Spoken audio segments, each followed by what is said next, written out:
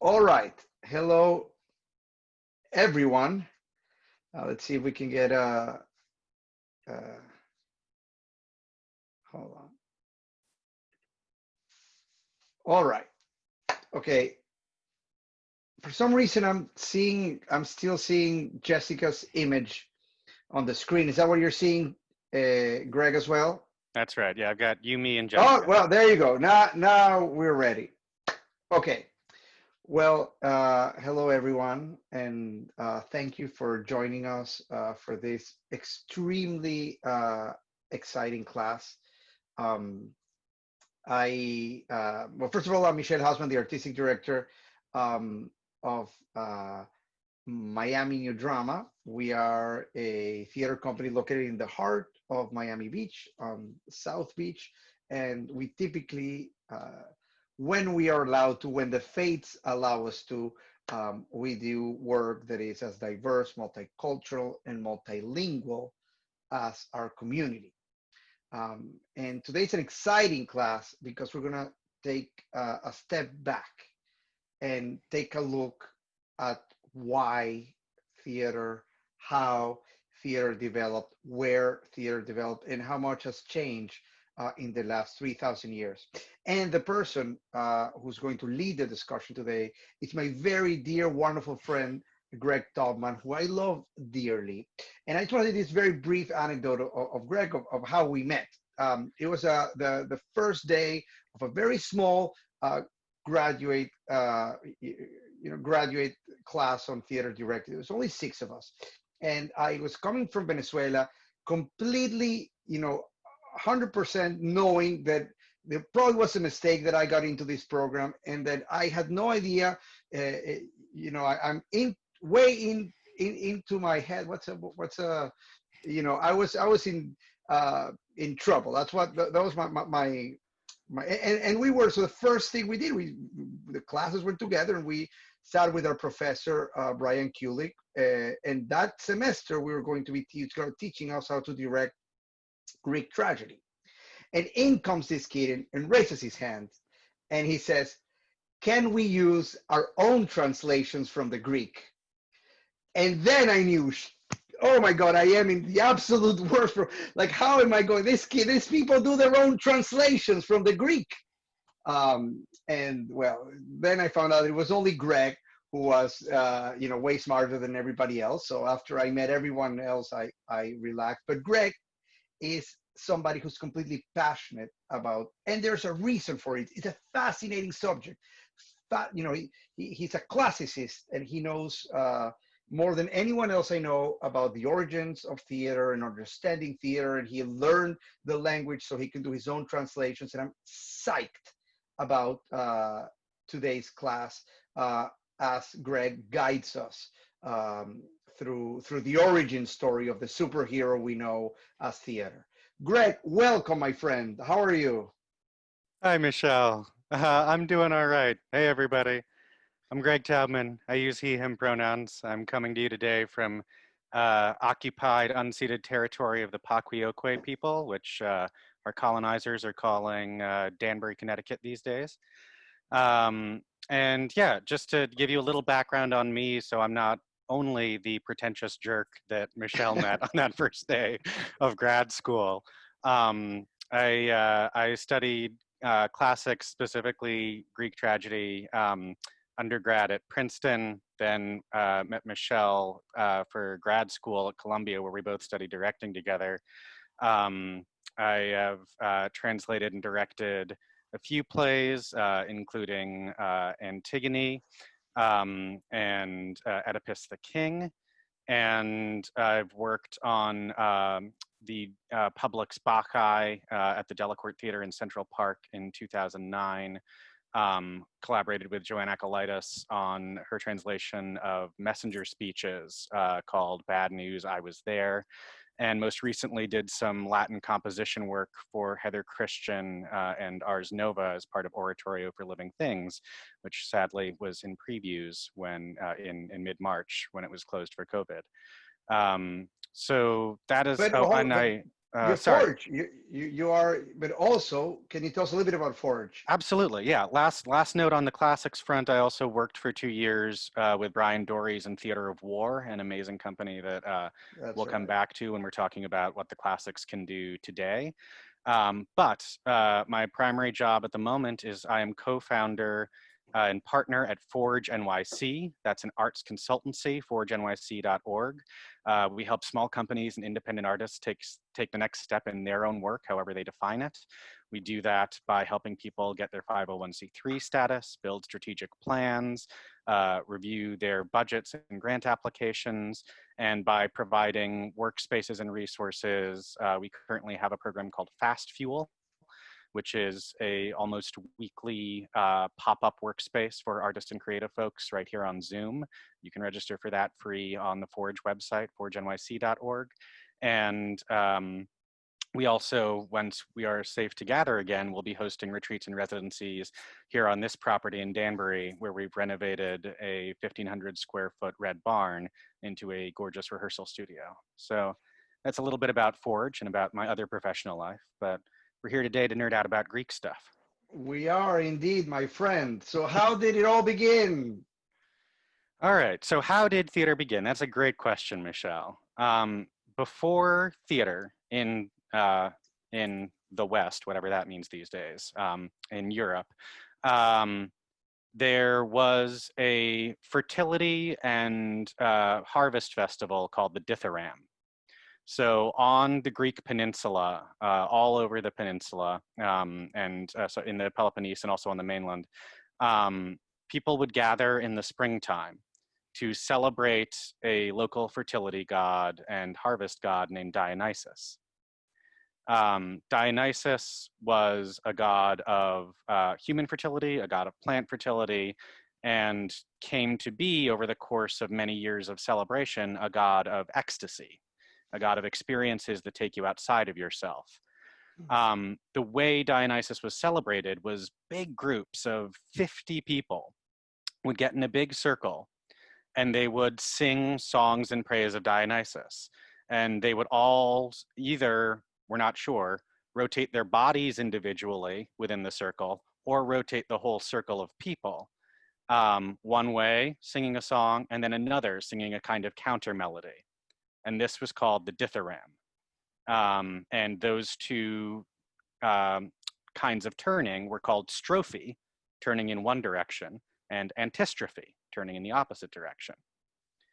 So according to our buddy Aristotle, who was the first grad student of Greek drama, what happened was this one guy, Thespis, stepped out from the Dithyramb. So there was this big circle of people. I'm going to get out my whiteboard. Speaking of ancient technology.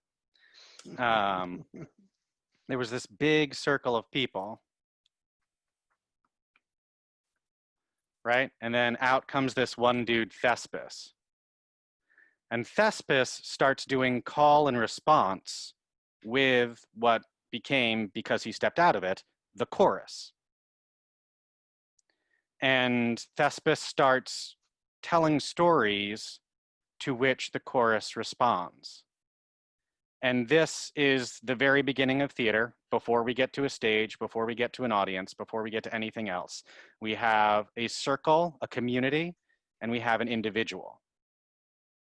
And one of the ways I like to think about what theater can do and what it has done since the beginning is to explore the tensions, especially within a democracy that are key to a democracy, between the needs of the group and the needs of the individual. And sorry, go on, Michelle. No. I was enjoying your comments. Yeah. So so if we think of the two major genres of European theater, we're talking about tragedy, we're talking about comedy. What the Greeks assumed was that this is an unstable relationship. This cannot hold. The needs of the individual and the needs of the community are going to conflict with each other. And so in a tragedy, what happens is, pew, the individual gets shunted away. They're exiled, they die, they go away, and the community is allowed to resume again. In a comedy, the individual is reintegrated, usually through marriage, and the community is allowed to resume again. So the relationship of all Greek theater boiled down to the dumbest diagram I could possibly draw is you have a group, you have an individual who separates themselves from the group somehow through heroism, through doing something totally terrible, through being remarkable, and they either in a tragedy go pew away from the group forever, or in a comedy come back in and the group is whole again. And it's interesting because Aristotle also spoke about that protagonist of drama versus that protagonist of comedy. And the protagonist of drama is somebody who's more righteous than the community, right? And the protagonist of comedy is somebody who's a little worse than its peers, right? That's sort of kind of the balance of those. Yeah, in a broad generalization, absolutely. That the notion of the that's my expertise, broad yeah. generalizations. That's why you're here, my friend. The tragic protagonist is usually some sort of an elevated figure, at least in the early days, right? At least when we're talking about the first major tragedians that we'll look at, Aeschylus and Sophocles. By the time we get to Euripides, we see figures who are more marginal within society, a lot of female protagonists who were incredibly marginalized and oppressed within Greek society, taking center stage. But certainly as a sort of archetype that Aristotle was pointing at, yes, tragic figures, tragic heroes are elevated in some way. And the comic figures are lower, more common, or different in some way.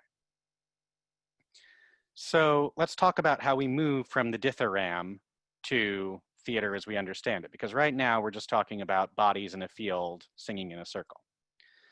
So Greece is divided in the 6th century BC, we're talking about the 500s BCE, into a whole bunch of little polis, or city-states. And what we see over the course of the 6th century is a little bit more consolidation into these political structures that are trying to encompass more people. So instead of just being my village or my clan, we're coming into a multi-community system that needs to try and help all of these different communities feel like part of the same thing. And the one that we have the most documentary evidence for, and therefore becomes the sort of hallmark of this in our current understanding, is the Polis of Athens. So the Athenians come together, and round about 506 BCE, they start to form the first version of democracy that we'll see in the world. Now, this is radical democracy by one measure and completely oligarchic democracy by another, right? Because what Athenian democracy proposed was that every citizen adult male got the same vote as every other adult male citizen. We're excluding women. We're excluding foreigners, even foreigners who are who have lived within the polis for generations, still don't get a vote. And we are excluding a whole class of slaves that we don't really talk about when we talk about Greek history, because we like to code Greeks as white people, and so we don't like to think about them as owning slaves. But in fact, slaves were a huge labor force in the Athenian polis and were acquired through war and didn't get votes. So we're talking about roughly 30% of the population having the right to vote, but that right to vote being utterly equal among that 30%.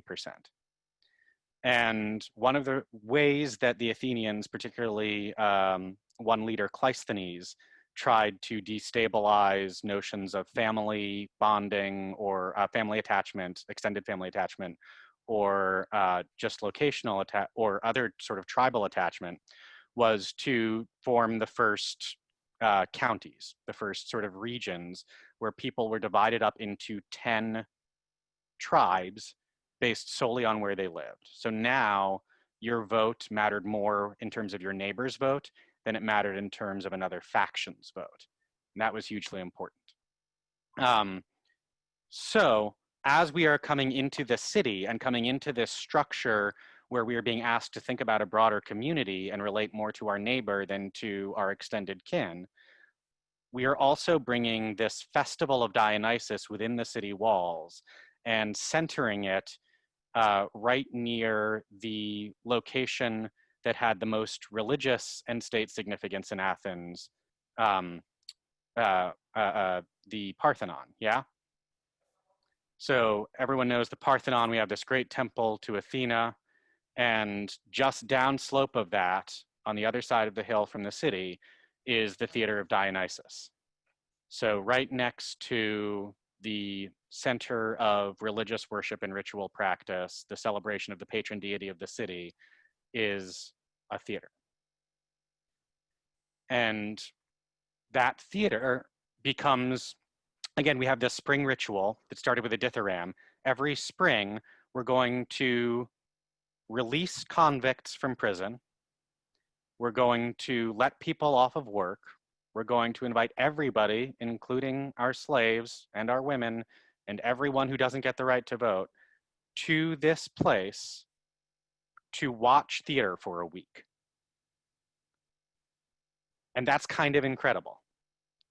That part of the central civic function of Athens, something that it found to be important in its prototypical democracy, in its primordial democracy, was that we would take time out of the daily life of the city to come together and watch theater. And when did it become a competition of theater, right? Because the festival had winners, you know, Yes. both in this. So was that from the very beginning of the festival? Was it a competition, or did that develop later? So we have the earliest records of festival competition starting in around the 480s BCE. Mm-hmm. So if we're looking at the reforms of Cleisthenes, which made divided the city into 10 regions and had people voting with their neighbors, roughly one generation after that, 20, 25 years after that, the theater is formalized in this annual festival with these competitions. So, so what is the theater in the Greek terms when we're talking about this, right? Because it's not like today we would release everyone from prison and give everyone time off to watch Netflix, even though that's what we're doing right now in our pandemic.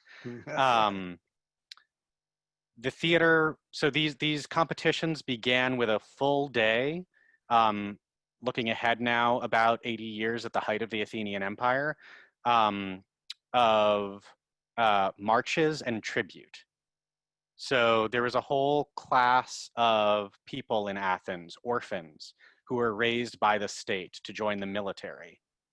And before you saw any plays, you would watch a parade of these ephebes, they're called. They're just outside of their youth, ephebes. And it would be like before you see a Broadway show, watching a parade of this year's cadets from West Point. Before you saw the show, all of the member polis of the Delian League, which is a political entity that came into being a little later, would present their tributes to Athens at the Dionysian. So it would be like everyone showing their physical taxes, bringing a bag of money that is their taxes and laying it before the city before the start of the show. So the kind of theater we're looking at is coming out of a religious ritual and is incorporating a lot of civic observance. We are recognizing what we owe to the state and what we get from the state at the same time as we're about to tell stories about the mythical past. So after that day of marches and tribute, you have 3 days of tragedies. And those tragedies are each a single cycle and a satyr play. So a trilogy of 1, 2, 3 tragedies and one comedic satyr play, all written by the same tragedian. So Um, let's stop here. yeah. Let's go to that word, tragedy, Hmm. tragodia. Tell Yeah. us the origin of what tragodia, where did it come from, and why goats are involved in this? Yeah, it's a really great question, Michelle.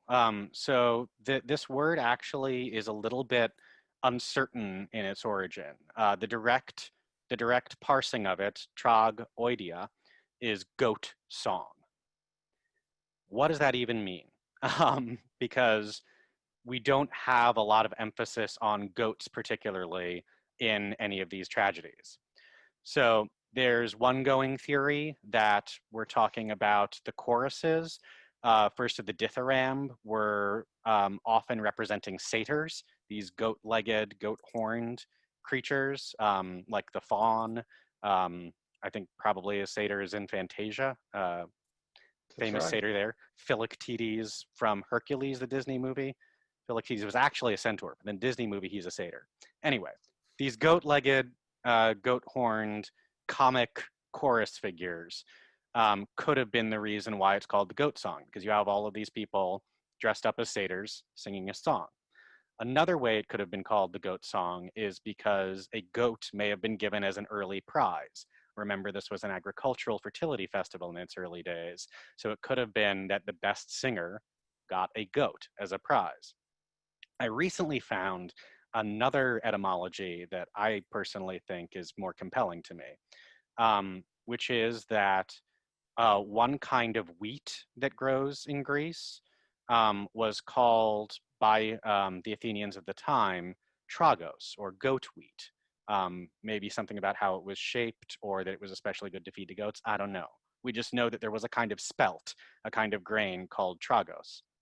We also know that this particular kind of grain was especially used for brewing beer.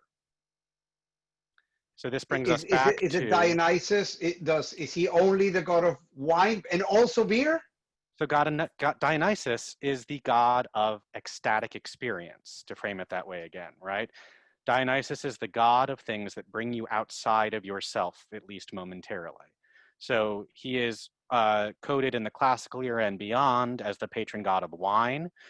He is considered a deity of drunkenness and the kind of mania and ecstasy you can feel when on a substance. Um, and he's also the god of theater, which is another experience that brings you outside of yourself, that helps you connect with the experiences of others and reflect back on your own experience.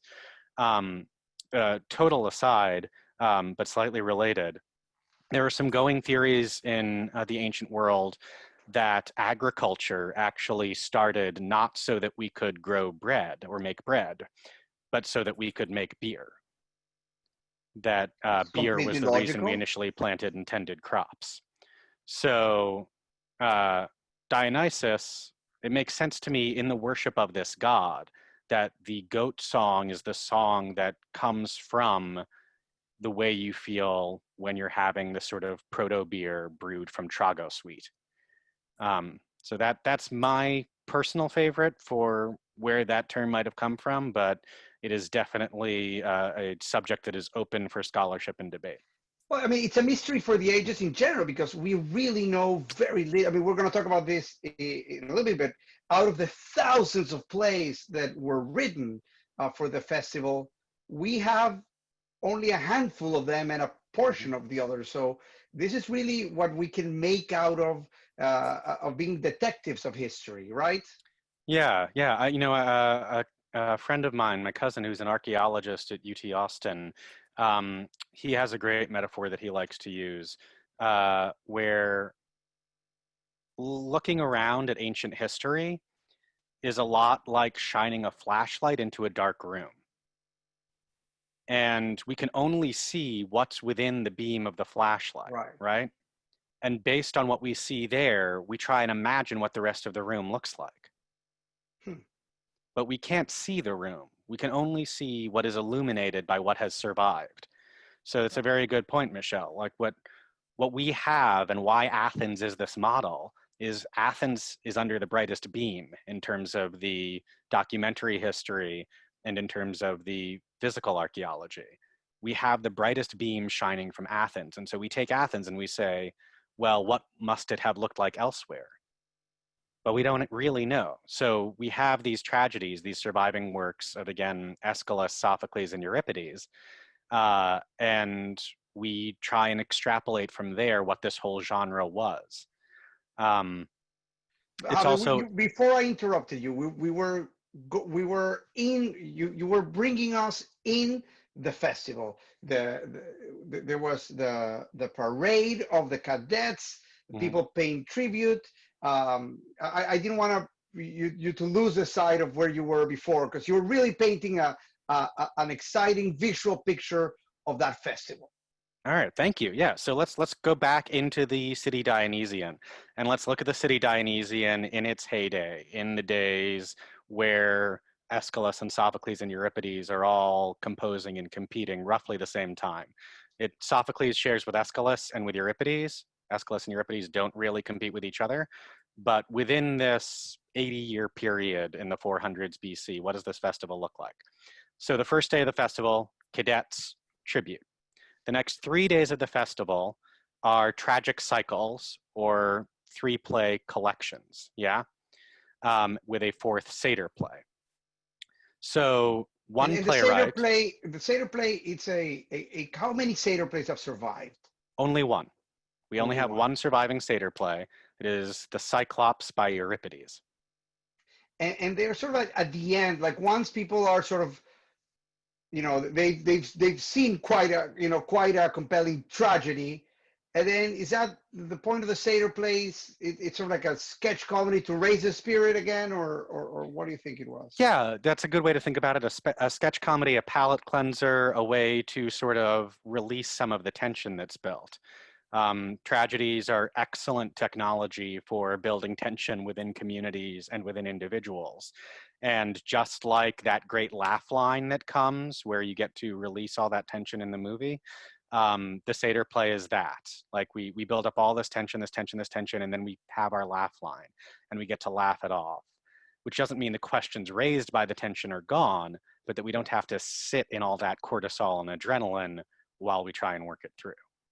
Right. And drink, because I'm sure the drinking was part of this, right? Yeah. Was this? Okay. So the structure of an individual tragedy is choral odes. Remember that the chorus is the dithyramb, the chorus is the start of it all, interspersed with episodes, scenes that happen outside the choral odes. Look at that. Now we learned a new word today. Episode comes from the removal of the individual. That seems very interesting. Yes, what is outside the choral ode is the scene or episode. So we watch these marches in this theater that is a big 3-quarter amphitheater. The Theater of Dionysus on the side of the Acropolis could fit 17,000 people. 17,000. It's a football field. I mean, it is a football stadium-like thing. Right. But we're not there to watch sports, right? We're there to pay attention to what is happening in this little circle at the very bottom called the orchestra, or dancing place, because that's where the chorus primarily was. Right behind the orchestra, you have a little raised platform called the proskenion. That is the thing that comes before the skene, which is the scene building, which has 3 doors in it that are also used for entrances. So you're sitting up here, looking down at this circle, this platform, and this scene building with 2 entrances on either side. And that's the space that you're in. The chorus is going to live primarily in that orchestra, and the 3 actors that we eventually get to after Sophocles starts writing are going to be mostly working in the skene and the proskenion. Skene, where we get the word scene. Proskenion, that's where the proscenium comes from. So if you're watching an Aeschylean tragedy, and Aeschylus and this guy Phrynichus, whose plays we no longer have, are considered to be the big daddy tragedians, the sort of inventors of the form, you're going to have the chorus dancing and one person speaking.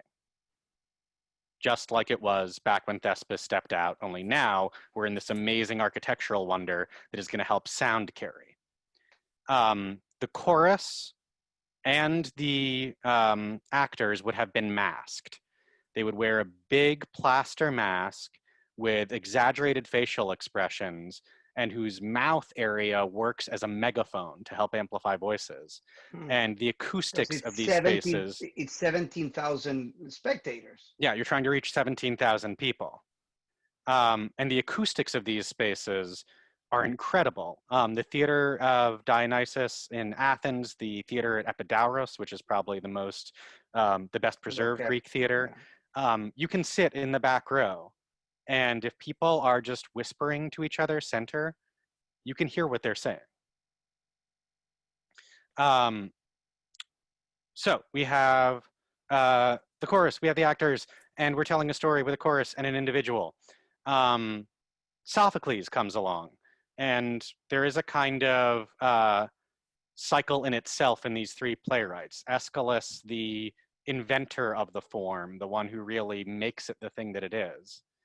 Sophocles is largely considered the perfecter of the form, the person who takes what Aeschylus built and tweaks it enough to really make it sing, to make it do something specific exceptionally well. And one of the ways he does that is by adding a second actor. So with a second actor. Sophocles added a third actor, no? Oh, you're so right, Michelle. Thank you. Aeschylus added the second actor. Sophocles added the third actor. You're absolutely right. Aeschylus adds a second actor, and now we can dramatize something different. Before we had the drama about the individual and the collective. Aeschylus allows us to have a conflict between two individuals and what that means for the collective, right? You know, but there might be more characters, but only two actors playing at the same time, right? Yes. So would they change masks? How would that work? Yes. So you have your chorus and you have only two people who are doing the roles of actors, but they are changing masks and performing multiple roles as actors. Sophocles, thank you, Michelle, adds the third actor. And now we can have a very complex drama between 3 points of view and how that relates to our chorus or our larger understanding of things. Michelle, thank you for bringing up the multiple roles and masks dynamic, because the dramaturgy of actor switching is something that I think is underappreciated in Greek tragedy and understaged these days. That's when right. We tend to cast different bodies for all the roles. So to give a couple of examples of this, in the Bacchae, for example, you have the actor who plays Dionysus. You have the actor who plays Pentheus, and you have the actor who plays a number of other roles, right? A sort of utility actor. And that's basically the way it breaks down in most plays. You have an actor who is playing largely one role throughout the whole drama, an actor who plays an antagonistic role that maybe pairs with a couple of other roles in the drama, and a third actor who's your kind of utility support player. Right. In the Bacchae, Pentheus is killed by his mother Agave off stage. What that means in terms of the way the actors must have distributed themselves through the roles is that you have the one guy who plays Dionysus and the second guy who leaves the stage as Pentheus, takes off his Pentheus mask, puts on the Agave mask, and comes back in holding his own mask right. as the head of the individual that he's killed. Right. It's amazing. It's amazing what you can do. That same mask comes off the person's head and is now the head of the figure that the person was playing. I mean, the beauty of this is that at the very beginning, the very essence of theater has always asked the audience to be complicit in imagining the rest. Absolutely. Right? And sometimes when you go to see, especially American plays, and you know the curtain rises, there's like the living room that looks like your living room, and the kitchen that looks like your, you know, where really the audience does not have space for helping tell the story, right? It's sort of already chewed up for them. But that's not the essence of what theater ever was.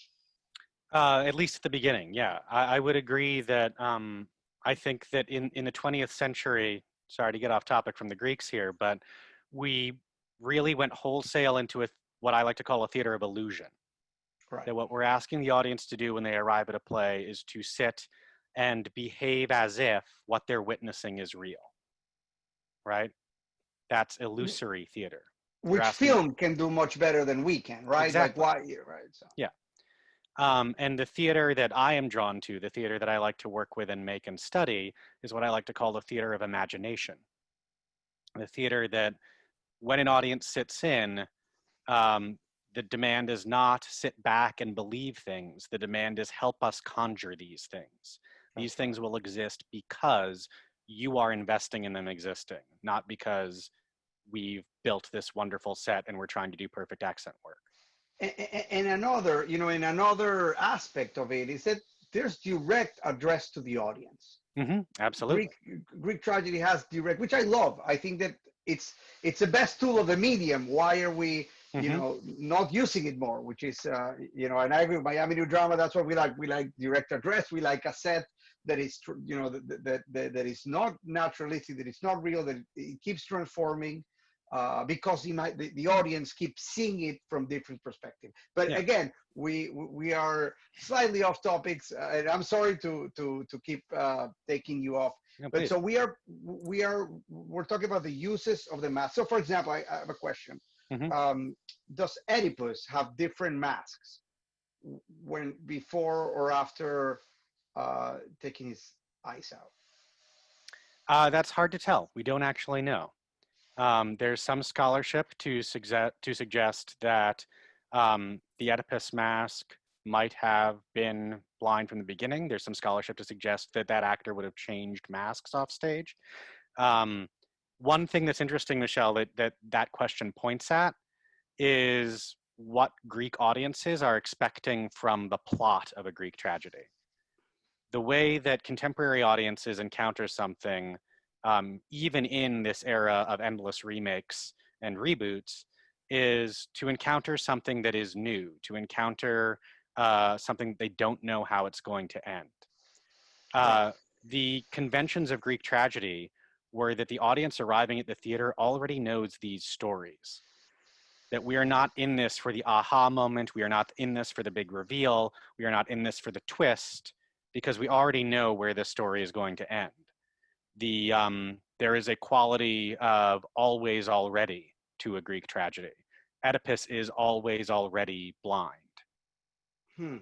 Um, and so, in a world where we see Oedipus at the start of the play, understanding where he is in his journey, it would not be necessarily off-putting to a Greek audience or disturbing or taking them out of their experience of the tragedy for the mask that Oedipus was wearing at that time to have been blinded.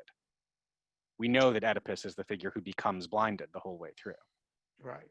Very interesting. Well, I mean, it's sort of like opera has that. When you go to the opera, you sort of like you read the plot Yeah. before, it's there on the playbill, like, and in a way, Brechtian theater as well, where, Brecht sort of hmm like tells you like, all right, here's the scene where this happens or where the murder happens, where so that we don't, in a way, get to manipulate audiences, you Yeah, know? and this is the forms that you're pointing at, especially Brecht, Less Than Opera, are overtly political theater. They are theater Right. that is not trying to take you out of the concerns of the society that you're living in. They are theater that is trying to engage you in questions about the society that you're living in. And both Brecht and the Greeks seem to have landed on the focus of that question really being how rather than what. If we're constantly thinking, oh, what's going to happen? What's going to happen? What's going to happen? We're not asking ourselves how these things happen. And something that the Greeks were, I believe, really trying to put the focus on in their plays was not if Oedipus would become blind, if Pentheus would die, if Antigone would die, but how they end up dying and what that process means for the political process that the city's engaged in. Hmm. A Well, great example of the Greek theater being a political entity and a place of political reflection, and that being part of its function, is Euripides played the Trojan women. That's right. So the Trojan women is staged in the middle of the Peloponnesian War, this long war between Athens and another polis, Sparta, for sort of geopolitical dominance within the Eastern Mediterranean. And there is a polis on an island called Miles that is refusing to choose sides, that is saying, y'all fight it out, we just want to be peaceful here. And the citizenry of Athens, because remember, Athens is still at this time a direct democracy, that 30% of citizen adult males vote to send a fleet to Miles and decimate it. That is the literal original definition of decimate, kill every 10th person, and enslave all of the women. So the city decides this is what we need to do. That spring, Euripides writes The Trojan Women, which is the story of what happens after the fall of Troy, after Odysseus and Agamemnon and Menelaus have sacked Troy and bring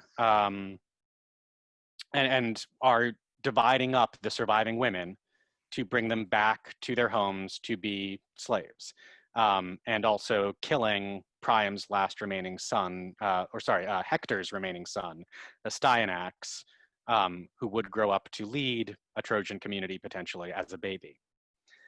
And it is a pageant of suffering.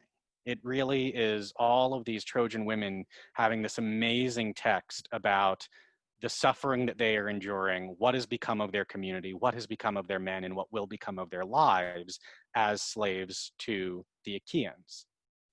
And after the Trojan women is staged, we know that the Athenian polis voted to recall the fleet.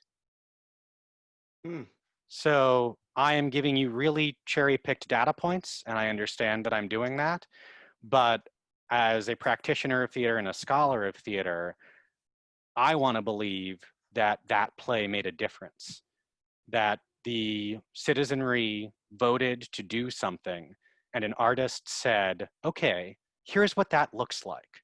If you're going to do this, you need to feel in your bodies what it feels like to be on the receiving end. It's something similar to what Aeschylus did in the Persians a couple of decades before that. And I like to believe that because of that artistic encounter within the tragedy, the polis changed. The polis decided to do something different. The lowbrow, and now mirror of this is MASH and the Vietnam War, right? MASH Absolutely. was not about the Vietnam War; it was about the Korean War, but it was purposely created for a moment of another war. But we're not talking about that war; we're talking about another war, right? Exactly. And created also that effect of profoundly changing people's view on war. Yeah. And that brings me to 2 points, Michelle. One, picking up on what you just said, and this is again, to me, an aspect of the imaginative theater rather than the elusive theater, or the illusory theater, is that we separate things from their current context in order to look at them better. This is something the Greeks did. This is something Shakespeare did repeatedly in his writing. And this, to me, is the virtue of genre fiction in the present day.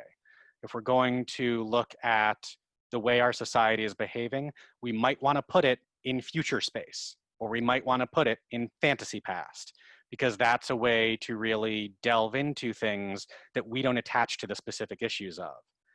I think Battlestar Galactica was a wonderful meditation on Patriot Act America. I think Game of Thrones, despite its unfortunate ending, was a wonderful meditation on realpolitik in our present day. And that something about the imaginative theater is that it takes us away from where we are in order to see where we are better. The other thing that your point brings up that I want to speak to is one of the greatest classicists to write, a scholar named Jean-Pierre Vernant, makes this argument better than I can, but it is no accident that democracy and tragedy developed at the same time in the same place. I want to repeat that.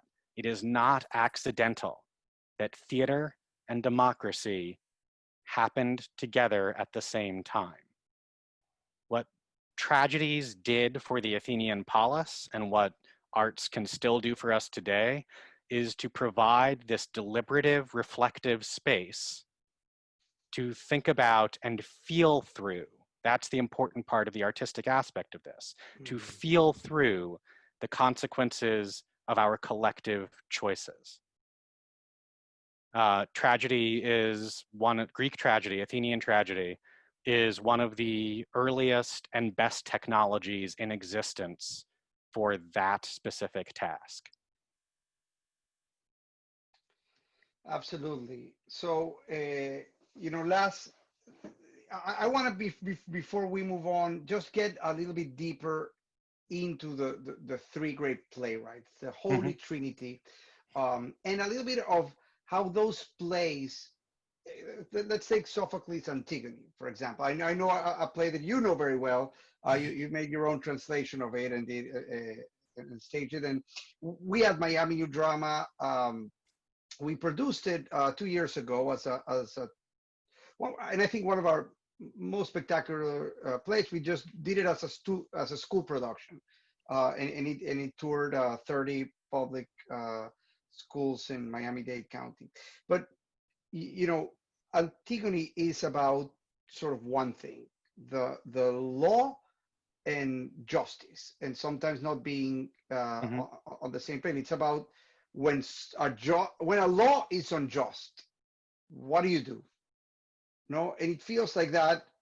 I've seen that play out in thousands of plays, movies since Antigone. There was something about Antigone that opened the door to that conflict in a way that sort of became eternal and never as good as Antigone. Let's talk a little bit about it, about that play. Yeah, absolutely. One just caveat I want to put on that statement is I find one of the things I love about these plays is they're always slightly bigger than whatever frame you try to put on them.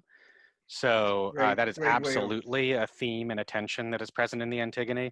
I don't know that it's the only one, but let's speak to it because it is certainly a prominent one. So it's always good when looking at a tragedy. I mean, if you're just going to see a tragedy that someone has staged, this is their homework, not yours. You should show up at the theater and have the experience. But for people who are making tragedies today, I think it is necessary to look at the specific context, even by year if possible, for when that piece was staged, and therefore what was the deliberation that Athens was involved with that it was trying to work through.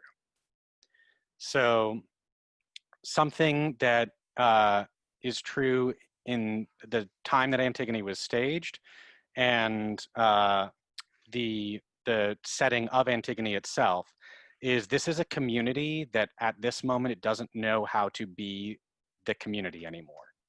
It just survived a civil war. Exactly. They're at the end of a civil war. Yeah. So and let's take it even further back because Antigone is Oedipus's daughter, right? So let's talk about what the community of Thebes within the world of Antigone has experienced within the last 30 years. It lost its ruler Laius, right? Laius was murdered. We don't know by whom, according to most of the citizenry.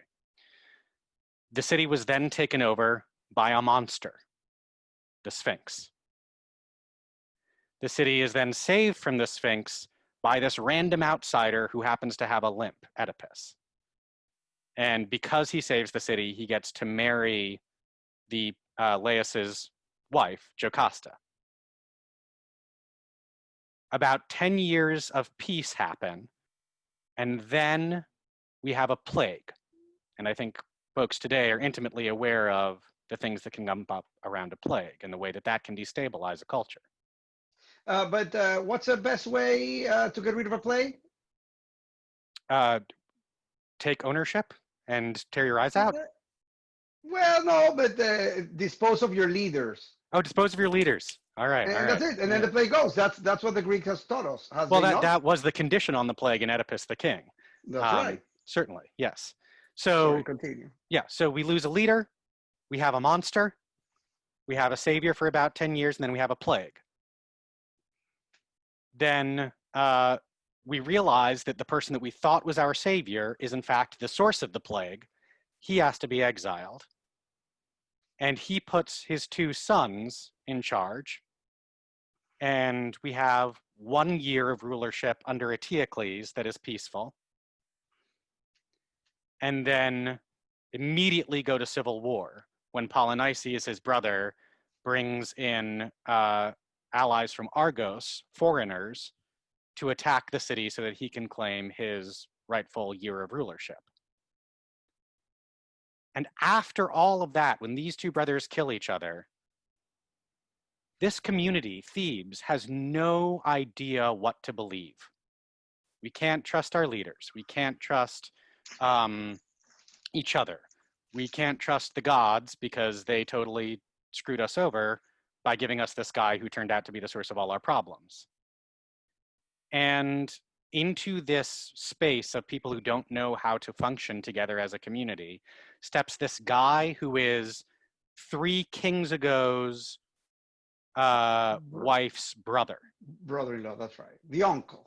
The uncle, who has no legitimate claim to power. He's just been close to it long enough to claim that he has some idea about how it works.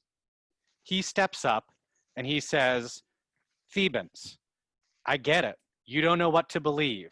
I'm going to give us one article of belief to start with. Let's agree as a community that the person who defended the walls of Thebes, Eteocles, was a hero. And the person who attacked the walls of Thebes, Polynices, is a traitor and a villain. And frankly, I don't think that's a bad move, politically speaking.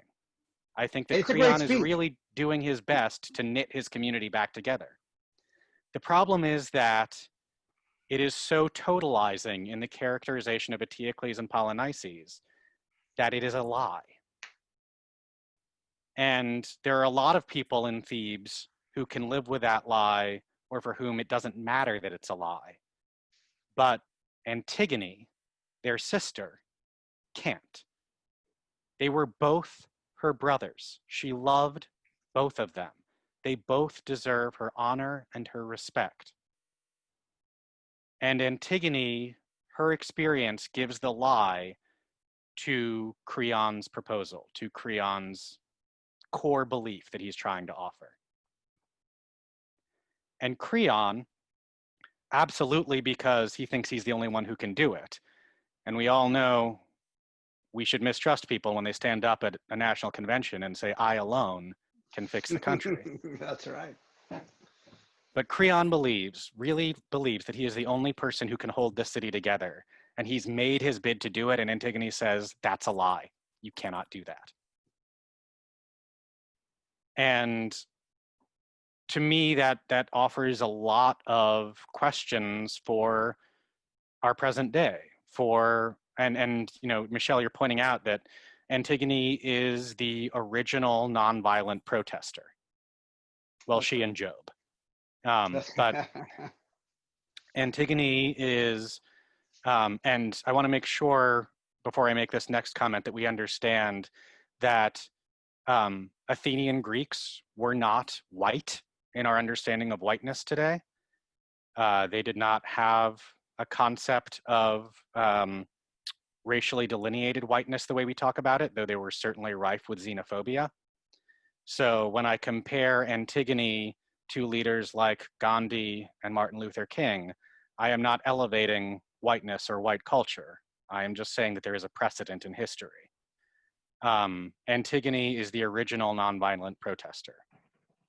Before King, before Gandhi, we have this play from the 480s BCE that says this is the right thing to do. And that right thing. And that No, right go thing ahead. to do is about confronting a system-wide lie, perhaps the lie that holds the whole system together, with your lived experiential truth. I think You that's know what we're what? seeing today.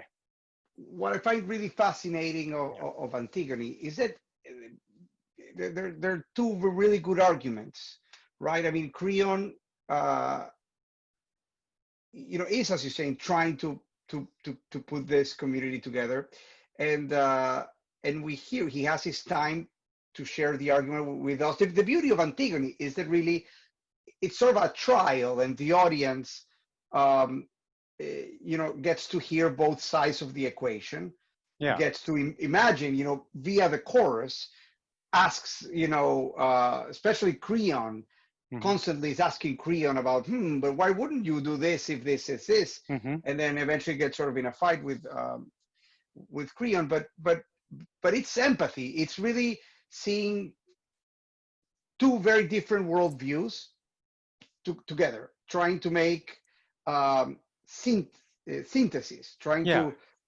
trying to two worldviews trying to fit together, Well, to, and to go that back to tension. our little orbital diagram, That's right. Antigone is a great play because there's not just the chorus and one individual. We have a bipolar situation. We have Antigone here and Creon here. And they are both trying to pull their whole community towards them, right? And the warning of the play is that if you do this, you lose your community. It breaks in two. We have to find ways for these two to try to come together so that they're not exerting this gravitational polar tension on the whole community. And, Um, and mhm. but something that I want to touch on, Michelle, is yes, the play is full of great rhetoric and great political argument between these two poles. But what I think is the underlying dramaturgy of the piece and why throughout history it has been Antigone's play and not Creon's is that Antigone's existence gives the lie to Creon's point of view. I want to say that again. Just by being the sister of Eteocles and Polynices, just by being herself, Antigone makes Creon's lie false. And that is what I want to point out in our current era. I'll step up on my little soapbox, and please, I invite your audience to vigorously disagree with me. But I think that's what we're witnessing in this moment of so-called identity politics.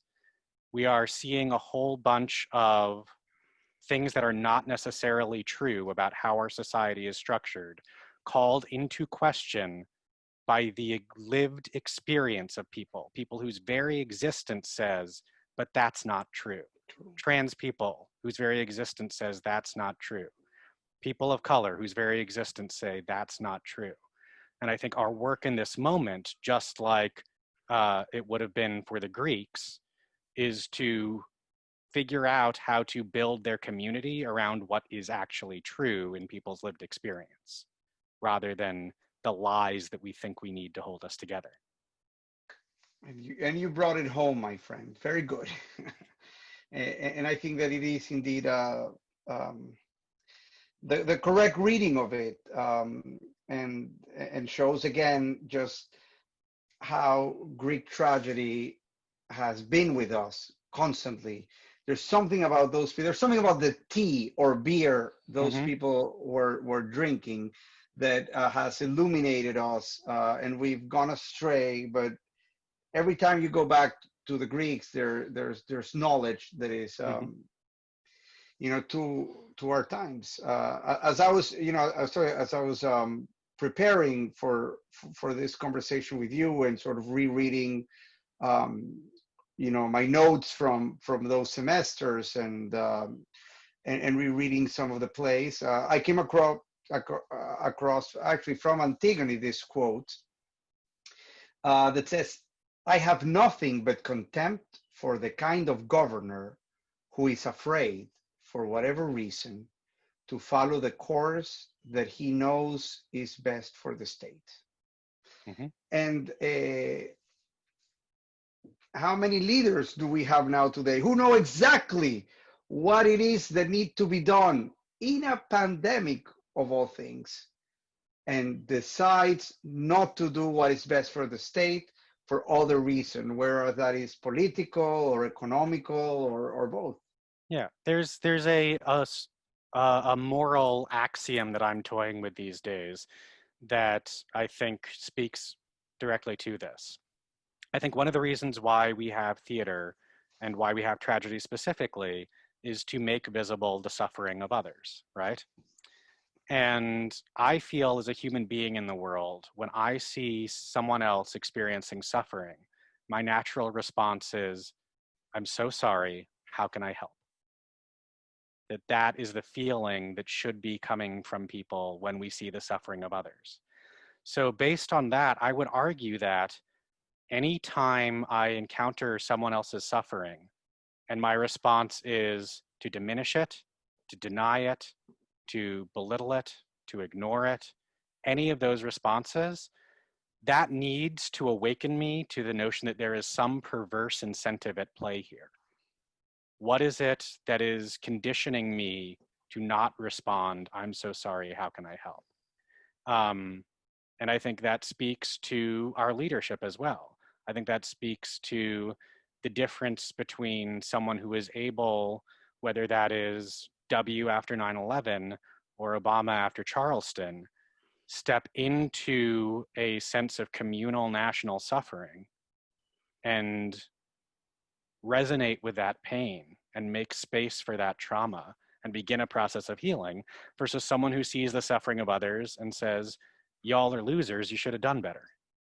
You know, you mentioned two moments, and those two moments are extremely theatrical, Mm-hmm. right? Of George W. Bush in Ground Zero with his loudspeaker, and somebody Mm-hmm. says, "Okay, I can't hear you," or says, "Yeah," or "Can you hear us?" "Yes, I can hear you, and the world will soon hear us." It was a Mm-hmm. very theatrical. It's a very theatrical moment.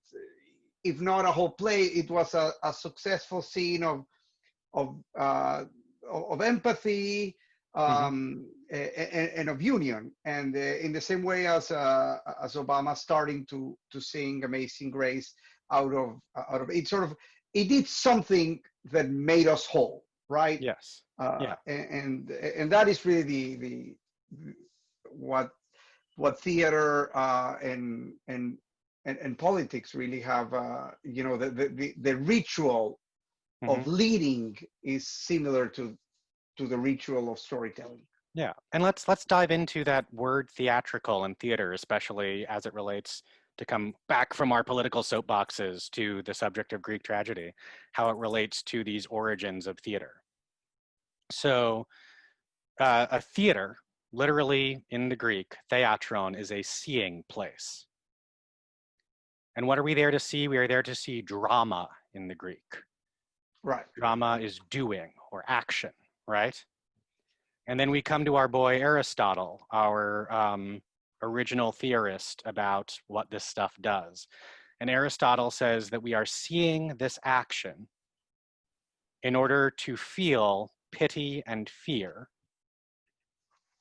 so that we can arrive at this amazingly dense and isolated word in all of Greek literature, catharsis. And I think a lot of what we ask from our theater, our art, our entertainment comes back to what we think catharsis is and what it means. So, interesting question. Don't political theaters need to understand their role in public? And listen, we're actually, you know what, we can put a hold to that in a few minutes, maybe 5 minutes or so. We should open our Q&A section. Okay. And allow for some of those questions and others that have already been asked to be debated. But excellent. So we're on catharsis. Yes. Catharsis comes from a word that is in a sort of medicalized context, purging, right? It comes from an ancient medicine form of purging your body, which is vomiting, to put it bluntly. But if we look before that medicalized use of it, what we see is an earlier verb form that has to do with grinding or rubbing or polishing. And so what I think Aristotle is saying when he talks about catharsis is clarity, which is also something that you achieve after a purge, right? Mm-hmm. That we undergo an experience of observing doing that specifically involves the suffering of others so that we can fear for them and feel their fear as our own, so that we can pity them and understand their circumstances different from our own and ask questions about why that's the case, so that we can arrive at clarity about what our role is in preventing that situation, ameliorating that situation, solving that situation. That's quite extraordinary, and I think that this is it's a good moment, I would say, to sort of open this discussion and include some of our attendees today. Jessica reminded us that the best way to ask a question is in the Q&A section. We have the chat that we all share, and there's a Q&A. If there's any question, you can write it in the Q&A, or you can also raise your hand, and we bring you up, and you can tell us in person or via video what questions you might have, and we'll do our best, or Greg will do his best to respond. There were a few questions that I want to bring about, and they are, what were other consequences to theater of Athens losing the war to Sparta? Yeah, a great historical question about the political context of the art form and how it changed in response. The most basic answer is that it is the loss of the Peloponnesian War coincides with the end of the golden era of Athenian drama. We talk about having, Michelle mentioned before, these three great playwrights. Aeschylus, who's there for the original codification of what tragedy is and what it can do. Sophocles as this perfecter of the form, this person who really makes it sing and do that thing to its utmost. And Euripides, who comes along and tinkers and toys and problematizes the form and tries to undermine it in interesting ways to see what else it might be able to speak to.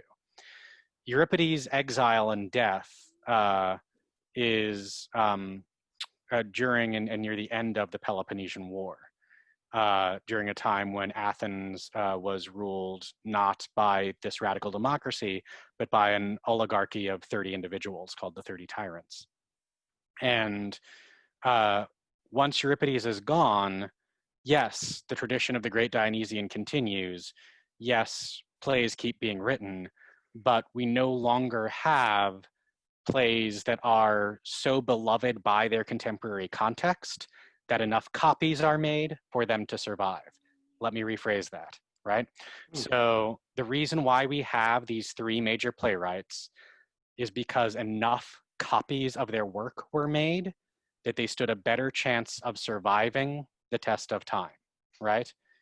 When you think about who is going to survive from our present canon of authors, we're much more likely for people 2,000 years from now to know who John Grisham was than to know who Margaret Atwood was, because there are just so many books published of John Grisham's work. So we know the quality of these plays, at least in their contemporary milieu, because enough copies were made that they survive to the present day. We also have really interesting ways of showing their survival. The 7 plays that we have of Aeschylus and of Sophocles, we have because these are essentially their greatest hits albums. This was the contemporary folk saying, we're going to gather these plays that we think are Aeschylus's best and these plays that we think of Sophocles as best, and we're going to publish it a lot. We're going to make sure that it's really widespread, really well performed. Euripides, in addition to a little bit of sort of greatest works, we have this bizarre number of Euripides plays that begin with the Greek letter eta, Hecuba, Helen, right? Heracles. That's because in addition to the greatest hits of Euripides, what survived was the eta volume of the complete works. And how were they, like, in what form were those plays recorded?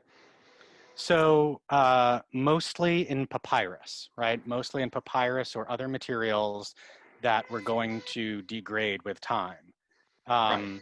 We have what keeps them being rewritten is the fact that enough people loved them that they took a papyrus that was falling apart and copied the whole play over onto parchment, and then in the Middle Ages onto vellum, right? And then onto paper, and then onto data. There was enough love of these plays that generation over generation, technology over technology, people took the words that had survived and copied it over again and again and again. And that's why part of the scholarship of tragedy is looking through interpolations. One of the two greatest examples are after the conquest of Alexander, when the Greek world included the Eastern Mediterranean and Egypt and became this much more Egyptian-infused society, mummification really caught on. And so we have a whole bunch of fragments of tragedies, and in some cases whole tragedies, that were found because they were wrapped around people. Another amazing source of tragedy that we have is this thing called the palimpsest, where if some paper was really hard to make for a long, long time. So if I wanted to make a lovely illuminated Bible in the Middle Ages, I didn't necessarily make paper from scratch. I took a rough piece of metal and scratched off the ink that was on some older papyrus or parchment and illuminated my Bible on top of that, which means that if the scratching was incomplete, there are whole tragedies that live just under other texts that were written over them in the Middle Ages. That's fascinating. Absolutely fascinating. But that's a quick answer to how these tragedies so I have a question though. What about Aristophanes? When did Aristophanes write, and why do we have so much of his stuff? As in the present day, comedy is way more popular than tragedy. People like to laugh a lot more than they like to feel pity and fear and think hard about what their community is doing. So, but there's, like Lysistrata and all those are like, those are not just funny. Those are massively political. They're absolutely political documents. They're absolutely weighted and engaged in what's happening in their community, but they're also there for the laughs. They're there for you to have a good time doing it, not for you to sit with your discomfort around it. What year was he working on? Oh gosh, he had a range. Let me pull this up. But is it similar to the great tragedians? It is absolutely similar to the great tragedians. Aristophanes is writing in the 400s BC. He is most, I think, a contemporary of Euripides.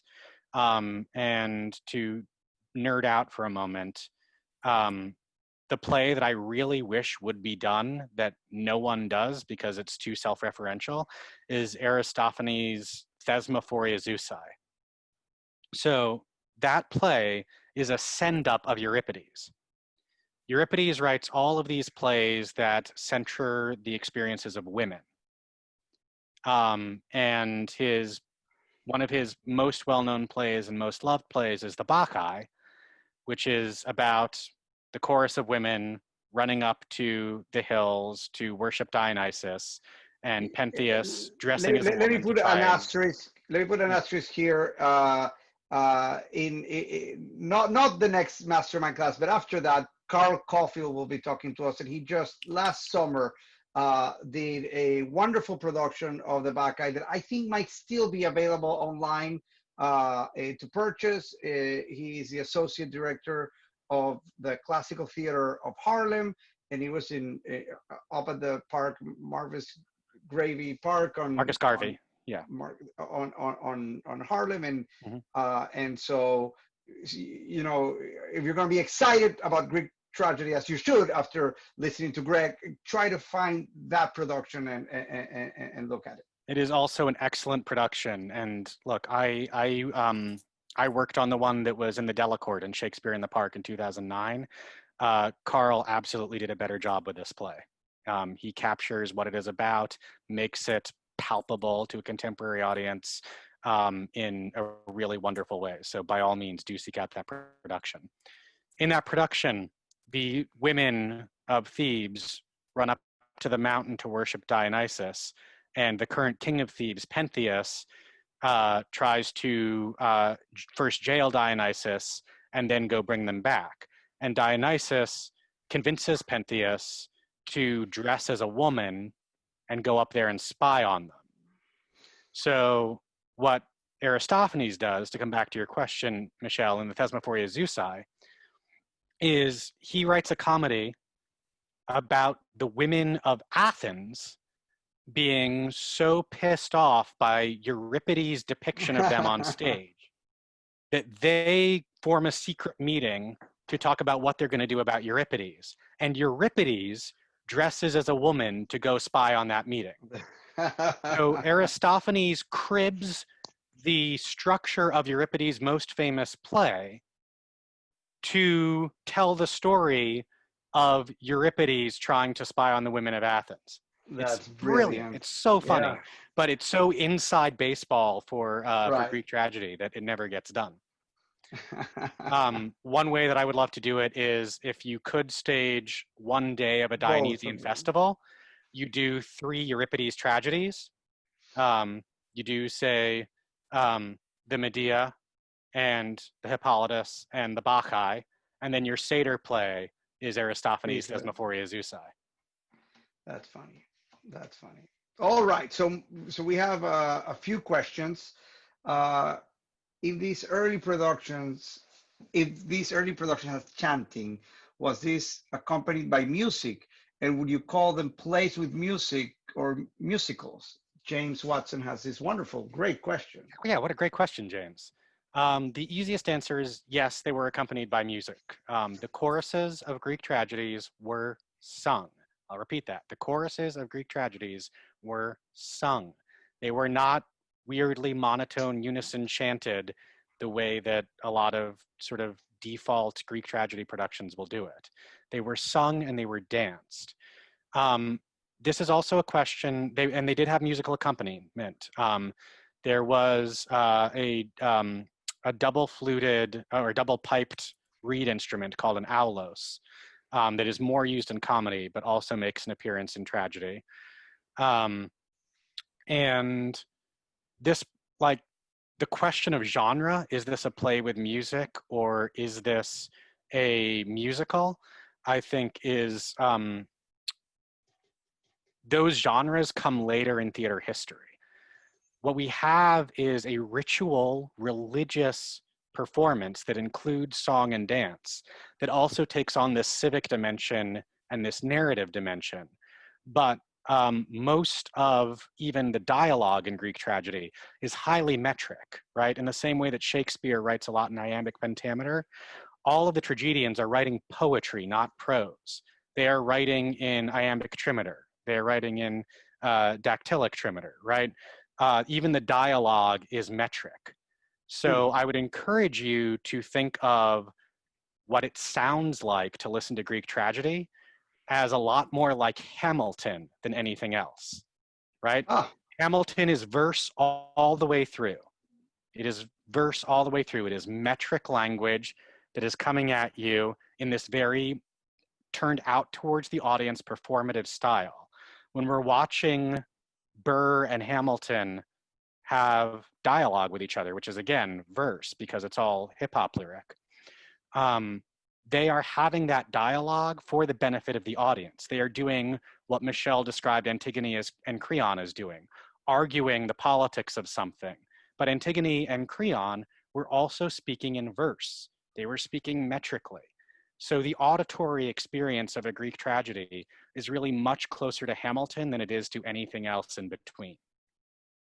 That's a wonderful image. Thank you for painting it that way. I think that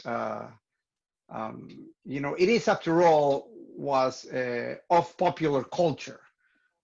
theater. Theater was not Mm-hmm. this heightened, art that sometimes we now are so removed from it, so intellectual and so, at examples, but it was in fact both intellectual, political, but popular, right?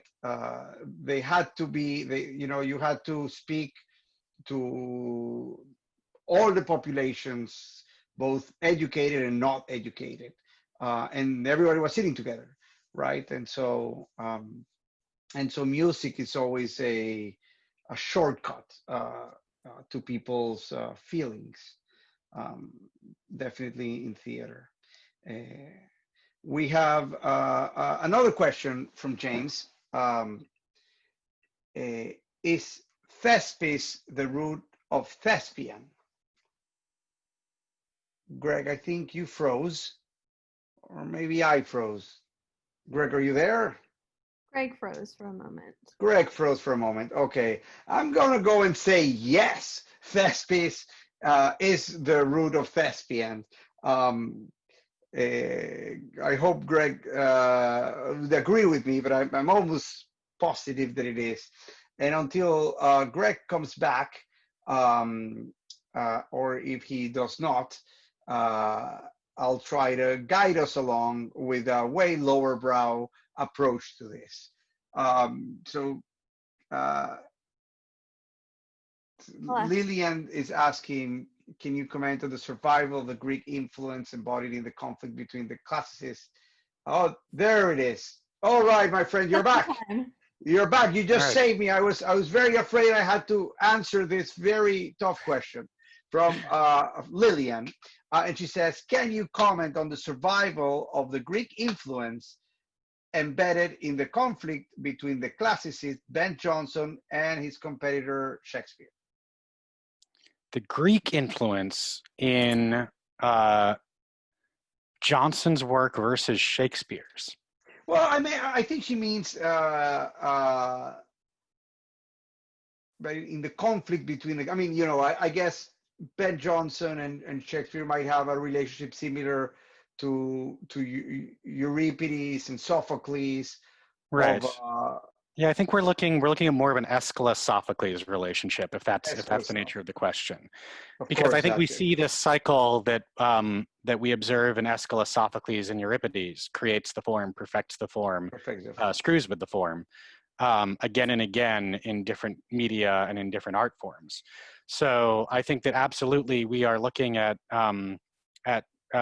Jonson as a figure who is more formative towards what Elizabethan tragedy is, and Shakespeare is this figure who really perfects what Elizabethan tragedy can become.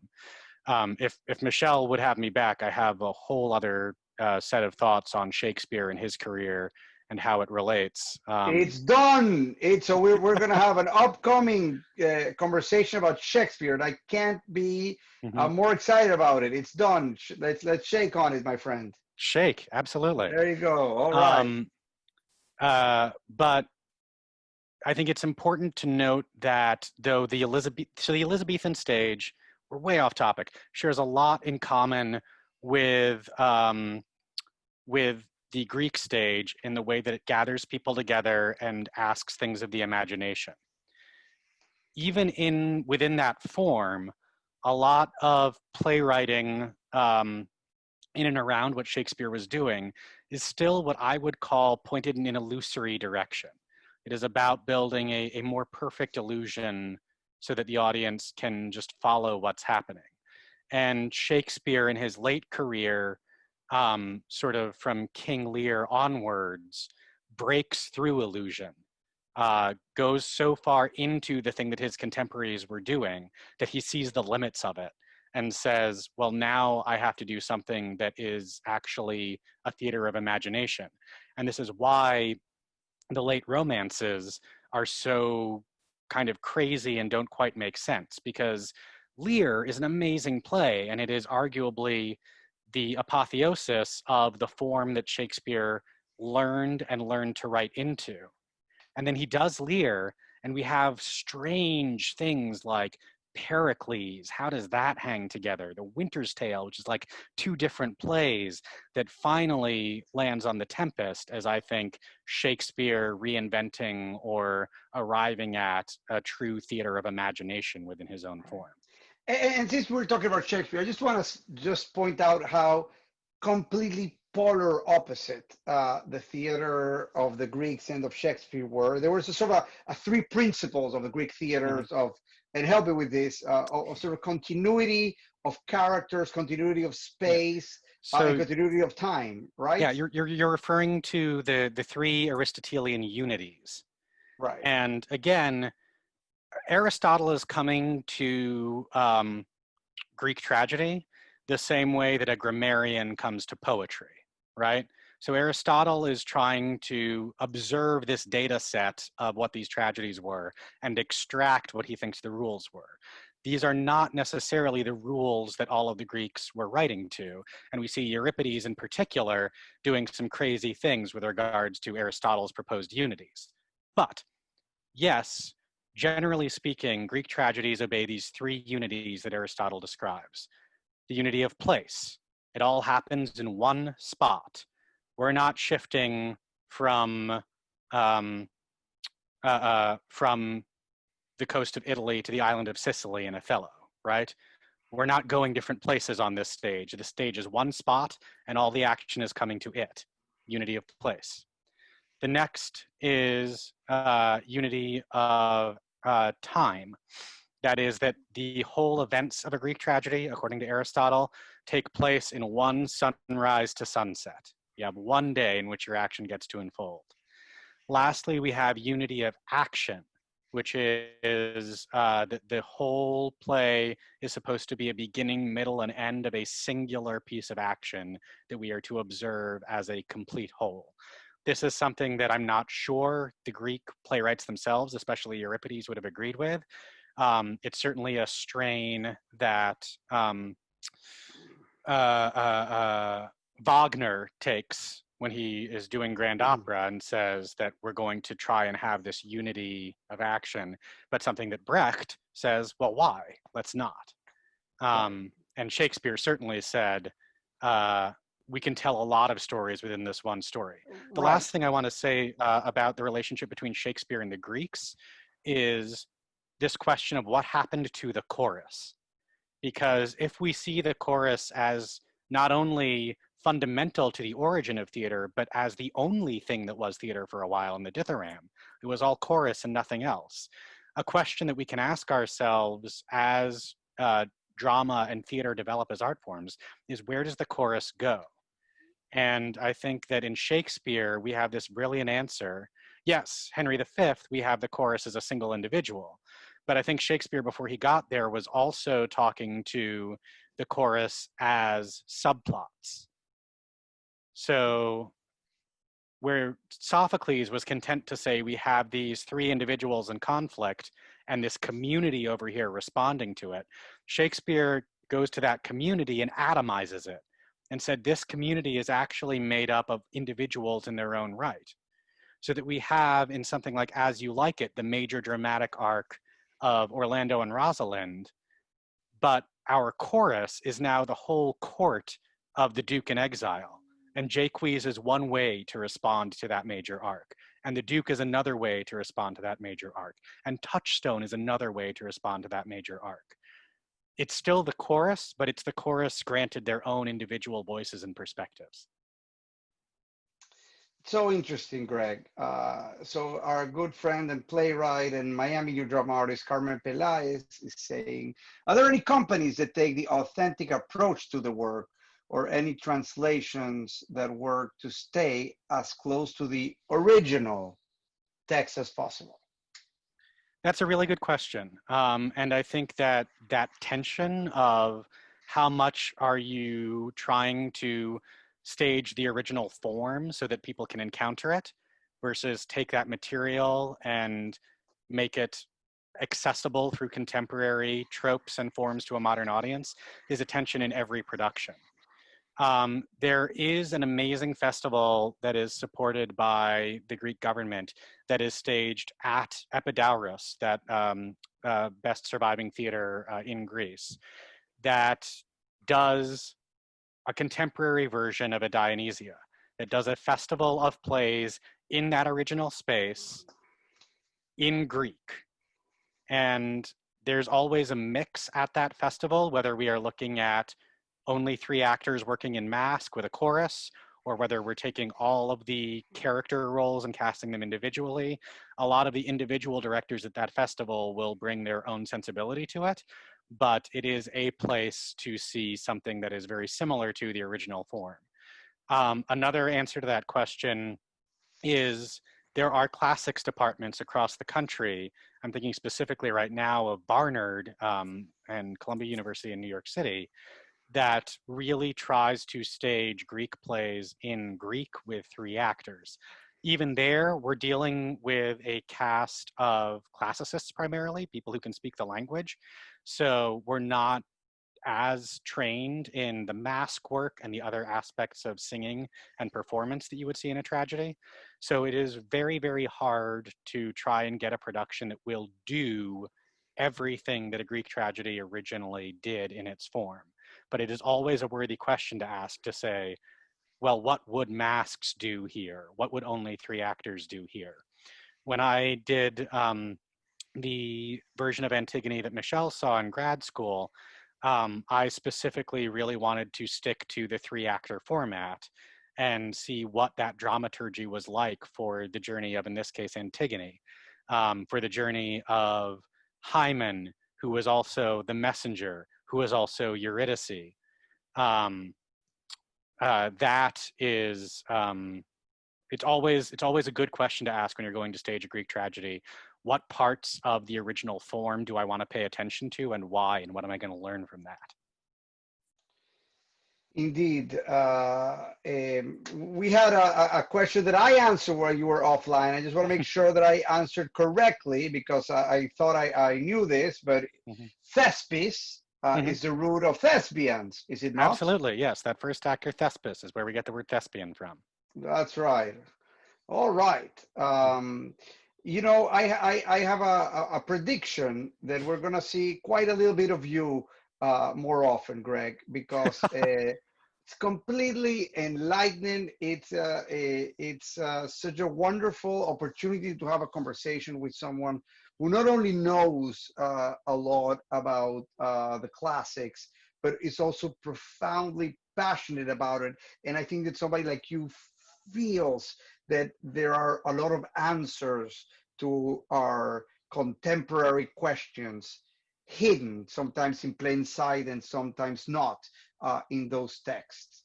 And sharing that passion that you have, really, at least particularly for me, definitely I want to now go and reread those plays and study more about them, because you have given us that bug. So thank you so much for joining us today. Thank you everyone for participating today. We are going to have a few more lectures this month. We have the brilliant Lex Liang, costume designer, is going to talk to us on Thursday, July 23rd. And you might have seen his work. He did both Confessions of a Cocaine Cowboy and One Night in Miami for us in the previous season. And then we're going to have our great buddy, Mr. Carl Caulfield, on a conversation on directing. And you also saw Carl's work on One Night in Miami at Miami New Drama. And hopefully whenever theater returns, we are going to have another world premiere with Carl at the helm, in a play written by Oren Squire, who has also written quite a few world premieres for us. And this wonderful class and lecture with the brilliant Greg Taubman is going to be available on YouTube. It will soon be loaded in our archives. There, Jessica just shared with us where you can find colonymb.org/mastermind. You'll find the archives there, and I will definitely go back to listen again to the wonderful Greg Taubman. And we've also made an agreement that Greg is going to return and talk to us about Shakespeare, and maybe we can do another about Moliere, Absolutely. or you know, and I really look forward to those classes. Yeah. Greg, my friend, any final words of wisdom? So I have this personal belief about what theater does, what art does. And we spoke to many aspects of it today. But I just want to clarify, because I think there's a part of it that we didn't touch on that is super important to me in this moment. So I think theater and art do three things for our communities. They help us remember. We can remember what nonviolent protest looks like and can do because a play like Antigone exists. They help us think differently about problems and solve problems. We can think differently about what the Athenians were going to do, and the Athenians could think differently about what they were going to do to the island of Miles because they had the Trojan women. And the most important one that I don't think we really got to, and that I think is essential in the function of Greek tragedy and in our contemporary art, is that it helps us process trauma. That one of the things these audiences were doing at a Greek tragedy was collectivizing and sharing in suffering. So many of these plays are stories of war, and we cannot deny that a majority of that audience watching that play would have been combat veterans and would have been suffering in ways that some of their community was available to and some of their community was not. And so I just want to highlight what Greek tragedy can provide and what the arts can provide in terms of sharing our individual burdens, making them visible to each other so that we can feel our trauma together and process it together and hopefully resolve the conditions that cause it. And you were working with a company inside the wire, outside the wire? Yeah, Theater of War. I think they've gone back to their original name now, but it's Theater of War, led by a visionary fellow named Brian Dorries. Brian takes Greek tragedies and now a whole host of other works and presents readings of them to military audiences, to active service audiences, to combat veterans, to mixed audiences, and uses the text of a tragedy as the jumping off point for a larger conversation and a larger healing event. Theater of War is right now engaged in Zoom readings with some top-of-the-line actors, including Oscar Isaac and Frances McDormand, doing productions of Oedipus and making that a place to reflect on our experience of plague, our experience of poor leadership, and particularly to share the suffering of essential workers and people on the front lines dealing with our current pandemic and our current tragedy. So I encourage you to Google Theater of War and see what programming they're up to. I think they have something coming up in the next couple of weeks.